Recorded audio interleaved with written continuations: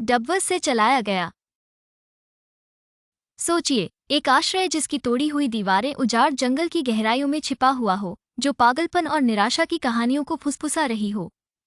यहीं अलेक्स और उसके दोस्तों की तलाश होती है, जो इस अस्पताल के भयावह इतिहास से उत्सुक हो जाते हैं और टूटी दीवारों के बीच रात बिताने की चुनौती देते हैं। डूबवर्स द्वारा संचालित असाधारण गलियारों में उनके पैरों की आवाज गूंजती है, जो टूटी हुई खिड़कियों से आती है। अस्पष्ट चीखों की तरह उनकी आवाज भी गलियारों में गूंजती है। दीवारों पर अजीब छायाएं नाचती हुई मैकेब्रे बैले खेल रही होती हैं। पावर्ड बाय डूबवर्स कलहंसी भरे कमरे में एक पुरानी पियानो अपने आप में एक भयानक मेलोडी बजाना शुरू कर देता है। वे डरे हुए होते हुए बहादुरी खो देते हैं। शरणार्थियों के दुखद अतीत की भूतिया यादों से हवा गहरी हो जाती है।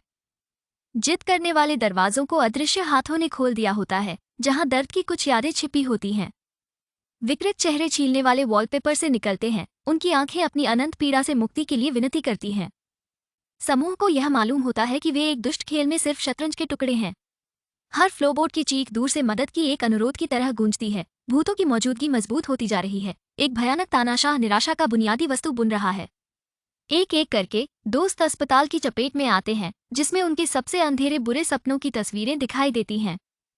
हालांकि एलेक्स दृढ़ता से आतंक का सामना करने का निर्णय लेता है और असाइलम की गहराइयों में और गहरे जाता है।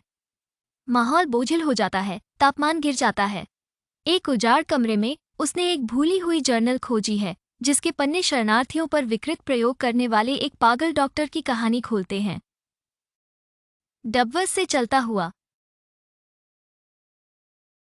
फुसफुसाहट से व्यथित होकर उठती चीखें उसके मन में गूंजती हैं। छायाएं एक अनिर्दिष्ट ढंग से एकत्रित होती हैं, जो उस डर को बढ़ाती है। अलेक्स अंधेरे के जालों से बचने की कोशिश करता है।